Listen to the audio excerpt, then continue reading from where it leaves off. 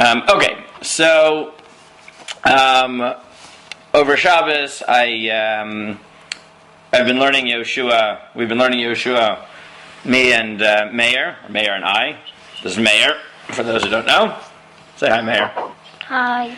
So we finished. Hello, Meir. So we finished Yehoshua. We finished Yehoshua and Yoma over Shabbos. So I figured I'd give something that connects. What did you say, Chaim? Mazel tov. Thank you. We've been going pretty fast because we also made a siyum, a little bit of a delayed siyum on Shkala and on Shabbos, but then we actually finished Yoma, and right before that Eruvin. But okay, vacation's great. So there's one thing that appears in our parsha that also appears several times in Yehoshua that I didn't necessarily pay attention to enough, but Meir is much more detail oriented than I am, and we have looked at every map to understand every detail of Sefer Yehoshua. So let's try it. So in Parshat KiTavo, we have the brachot and the klalot. Now, where do the brachot and the klalot happen? On what mountains? Har Gerizim and Har Eival. Very good. Now, Har Gerizim and Har Eival, and this is what we hear in Parak Chav Zayin, which is the latter half of Parshat KiTavo. We hear that the Jews have these blessings. The Kohanim and the Leviim stand between Har Gerizim and Har Eival. And half of the nation, 6 of the Shvatim, are on Har Gerizim, and they turn in that direction for the brachot, and half of the nation is on Har Eival, and they turn in that direction when saying the klalot. In this particular case, Tanakh is very, very careful to make sure that you know the exact geography of where these brachot are. Now, we heard about this mitzvah to have the brachot and klalot earlier in Sefer Dvarim, in Parshat Eikev, in Dvarim Yud Aleph, and there the Torah tells you, "V'hayaki v'yachad Adonai Elohecha el haaretz asher ata vashama lirishta." When you get to Eretz Yisrael, the land that you are inheriting, so you'll give the brachot on Har Gerizim and the klalot on Har Eival. And then the pasuk says, "Halohema be'ever hayarden, acharei derech mevo hashemesh, be'eretz hakanani hayoshev ba'arava, mul hagilgal eitzel elonei moreh." You get a very detailed description. And the other side of the Jordan, meaning on the west, in Eretz Yisrael proper, beyond the west road in the land of the Canaani, who dwell in the Arava, near Gilgal, by Elonei Moreh. That is the description that we get. Now, it sounds very much like the geography here is important. Right, that the fact that the brachot and klalot are given where they are in Har Gerizim and Har Eival is significant to the process, and therefore it shouldn't be surprising. I also picked this sugya because it touches on things you'll learn later in Sota, that Chazal spend a tremendous amount of time trying to figure out where exactly this is, and the Mishnah in Sota, Perek Zayin, Mishnah Hey, goes through the details. Brachot v'klalot ketzad. How do you have the brachot and the klalot? So kevan shavu Yisrael da Yarden uva'u Har Gerizim al Har Eival shebishomron shebetchem shebe'etzel elonei moreh. When the Jews got into Eretz Yisrael and they went to Har Gerizim and Har Eival that are in Shomron, near Shechem, which is near Elonei Moreh, shne'emar halohema be'ever hayarden. And then they go through it. Vayavor v'lalanu omer vayavor Avram ba'aretz ad mikom Shechem ad Elon Mereh ma Elon Mereh ha'amur lahalan Shechem af Elon Mereh ha'amur kan Shechem. And they make a gzera shava. They say that the Elon Mereh that Avram went to was near Shechem, so the Har Gerizim and Har Eival must be near Shechem. But there's a problem here. Okay, there is a significant problem with understanding it that it is near Shechem, and that is, when did the Jews actually do this process of the brachot and the klalot? When does it actually happen? It happens right after which war? Which battle? Right? If God says it has to be as soon as they go into Eretz Yisrael, so which battle is it going to be after, even if you didn't know that it's an explicit pasuk in Yoshua? After Yericho? Very good. It's after Yericho. Now, the simple pshat is that Har Gerizim and Har Eival is in the Shomron. What's the problem? So let me share screen for a second. Here's a map. Here's Yericho. Okay? Here's Yericho. Here's Har Gerizim and Har Eival, the ones that are in the north, the ones that are near Shechem. Now, if I switch it to Mapach Shavit, so you can see what we're looking at, right? So maybe this helps you at all. Yericho is here, right? Yericho is down near the Yarden, right? You're talking, slightly north of Yerushalayim and far to the east. Har Gerizim and Har Eival, if you drive, right, it's past like the modern cities of Eli, it's past Ariel, it's basically parallel to Kedumim. Right? So how many hours do you think this is going to take you to get from Yericho to Har Gerizim Har Eival Shebishchem? Many. Yes, right? Meaning you should see how far this is on the map. Right? Now, we're not the first people to note this. The Yerushalmi was so bothered by this that the Yerushalmi brings a machlokes. And the Yerushalmi quotes two positions. The first position is that, in fact, Har Gerizim and Har Eival are the ones in the north, or the ones near Shechem. And Rabbi Yehuda says, they went 120 mil in one day, which is physically impossible, but they had to rely on a miracle. That's how long it took them, right? Miraculously, they traveled 120 mil in one day. And the second day, Rabbi Eliezer says it's not true. You must re-understand the pasuk, and you must say that there was no such mountain at all. There was basically two piles of dirt that they put next to Yericho, and they called one Har Gerizim and one Har Eival, but these aren't Har Gerizim and Har Eival at all. They're just two mounds of dirt, v'lo zazumim koman, and they didn't bother moving because it is physically impossible that they made it to Har Gerizim and Har Eival shebitzafon, right? The ones that are all the way north. So, obviously, right, Chazal here are aware of the geographic problem, and you have Rabbi Eliezer who just throws the whole thing out and says, forget it. They didn't go to Har Gerizim and Har Eival, they went to a mound of dirt, and they called it Har Gerizim and Har Eival. Right? It's like symbolic Har Gerizim and Har Eival, but it's impossible. It's absolutely impossible that they made it there. But Rabbi Yehuda takes the pshat, and he says, no, it sounds like the Mishnah wants it to be the Har Gerizim and Har Eival shebitzafon, the ones that are in the north near Shechem. And it must be therefore that there was a miracle, that they traveled 120 mil all the way to Har Gerizim and Har Eival. Now, if that's the case, then you have to ask the question. If you have to rely on a miracle of that nature, and yes, Rami is correct. That is one of the reasons that many of the Mefarshim think that Sefer Yoshua is not chronological, because Perek Chavdalid in Yoshua is what, Rami? Right, the last Perek, how does Yoshua end?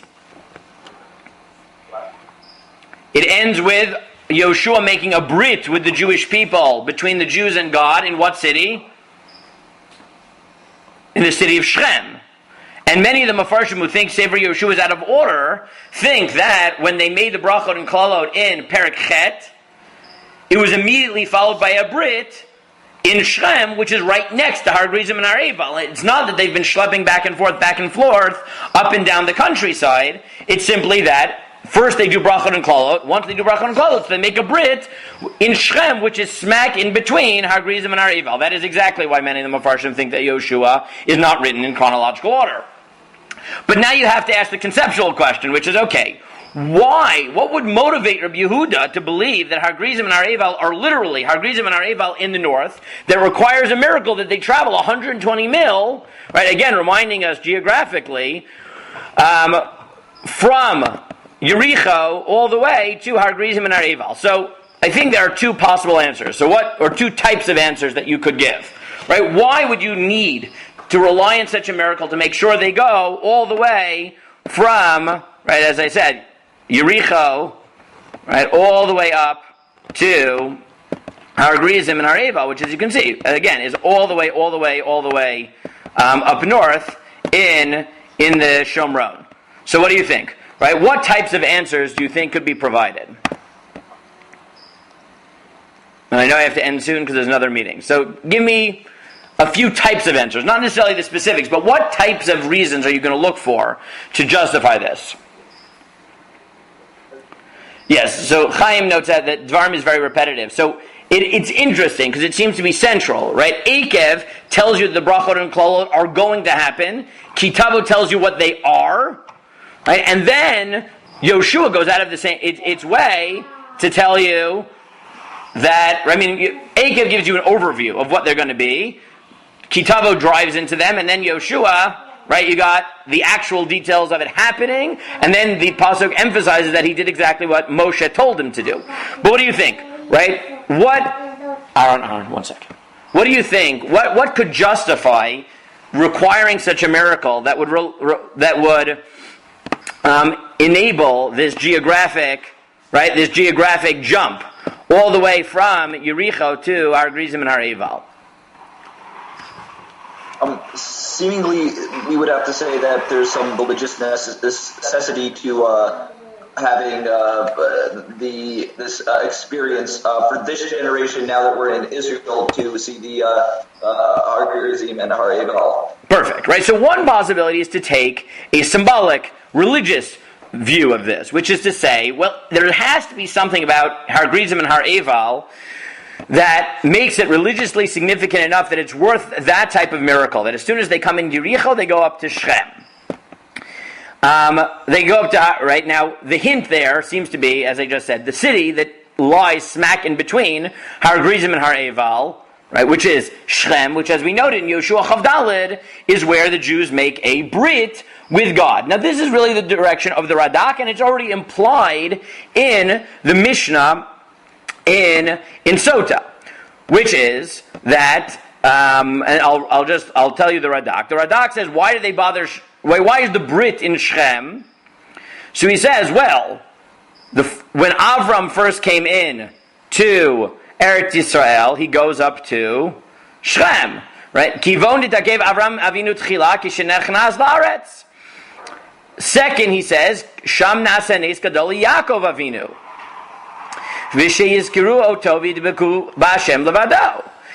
Miracles happen to Yaakov there as well. Not only were there miracles that happened to Yaakov in the Shechem area, the wars and the like, that was also the first city that he inherited, right, during the war that he had with Anshe Shechem. So what does the Radak seem to be telling us? Right? Why is it worth traveling hundreds of miles back and forth in one day to go to Har Gerizim and Har Eival? He says the answer is religious symbolic. Namely, you've got to get to the place where Avram first came when he inherited the land. Yaakov inherited the land. Yaakov had miracles that happened to him. Because standing near Shechem, thinking about the fact that this is where Avram and Yaakov started their journey and God helped them and there were miraculous victories, is going to ensure that the Jews, as they say the brachot and klolot, as they accept a brit with Yoshua, are actually, right, there's power in symbolism, right? It's going to help convince them to actually follow the Torah and do what they're supposed to do in Eretz Yisrael. Now, you could give other suggestions that are similar to this, but I think the first type of answer that you're looking for is going to be symbolic, religious, is to say that there's something about Shechem that teaches the Jews something that it's worth traveling all the way from Yericho to Har Gerizim and Har Eival near Shechem in order to get the message across. They have to keep the Torah, etc. The second type of answer might be, right, not spiritual, but so the other type of answer, and I see I got to run here, is it might simply be physical. And this was something that was suggested hundreds of years ago, like 200 years ago, I think, by a Bible scholar, a Christian scholar, Edward, what was his name? Edward, let me find it. Edward Robinson, where he was searching up near what we think is Har Gerizim Har Eival up by Shechem, And as he was walking there, he heard a shepherd, as if the shepherd was standing next to him. And he looked around and he didn't see the shepherd at all. And then he realized that the shepherd was on the opposite mountain, was on Har Eival, and he was on Har Gerizim. Right? And he realized that the unique topography of Har Gerizim and Har Eival was such that if you stood in the valley in between, you could perfectly hear on either mountain whatever was being said from the valley in between, as if it was being said right into your ear. And therefore he suggested that it's very simple. You don't have microphones, you don't have any way of artificially magnifying your voice. You need to say this long speech that 6 tribes need to hear on one mountain and 6 tribes need to hear on an opposite mountain, and you need them to hear what you're saying so they can respond Amen. And he said there aren't many places where the topography works out perfectly like that. And he said he thinks that's why you had to go to Har Gerizim and Har Eival. So the second possibility may be that it's not about the symbolic nature of the place, but physically the topography of Har Gerizim and Har Eival. And just as a closing point, I would note that I think it's important to think in this way, because one of the things you'll see, and you guys will hopefully go on Tiyulim soon and get to actually see this, is that sometimes to understand Tanakh, as Chazal noted here in the Bafli and the Yerushalmi, you need to understand where we're talking about, right? If you just read the book and didn't bother looking at a map or understanding what you're doing, you would have no idea what's going on, right? Yerushalmi goes so far and says that if you understand the geography, some of the Shita and Chazal just say it can't be as it sounds. It has to be just 2 mounds of dirt near Yericho because this is impossible. Rabbi Yehuda understands the cost of what he's saying, which is, I think Har Gerizim and Har Eival are necessary, and therefore I need to posit a miracle, because otherwise the psukim don't make any sense. But if you're going to go out of your way to posit a miracle, that forces you to ask the conceptual question, which is, why do I need to travel from Yericho all the way north, which is geographically makes no sense, and then forces you to answer the question in a way that's religiously significant, either in the way that we suggested first based on the Radak, that there's religious significance to the particular place, Har Gerizim and Har Eival, which are on Shechem, or to physically go to the place and say, maybe there's something physical about this place that I wouldn't understand unless I bothered traveling.